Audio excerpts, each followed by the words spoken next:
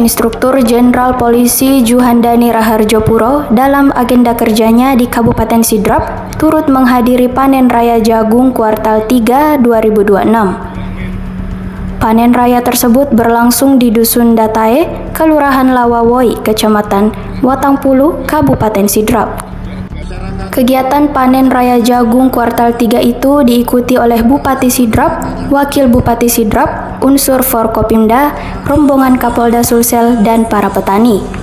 Hal tersebut dilakukan untuk mendukung program swasembada pangan nasional yang dilakukan oleh pemerintah daerah dan bersinergi lintas instansi bersama Polda Sulsel. Panen raya jagung tidak hanya sekedar seremonial tetapi juga menjaga situasi ekonomi di sektor pertanian. Panen tersebut menunjukkan hasil yang menggembirakan dengan produktivitas mencapai 8 ton jagung per hektar. Capaian ini menjadi gambaran potensi produksi jagung Sidrap yang terus berkembang dan mampu mendukung ketersediaan pangan nasional.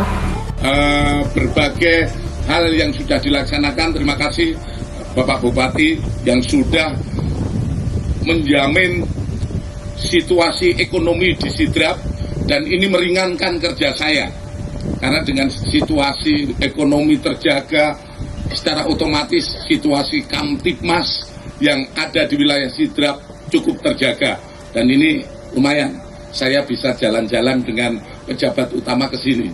Kalau situasi Kamtipmas tidak terjamin, mungkin Pak Wakapolda nggak bisa ikut.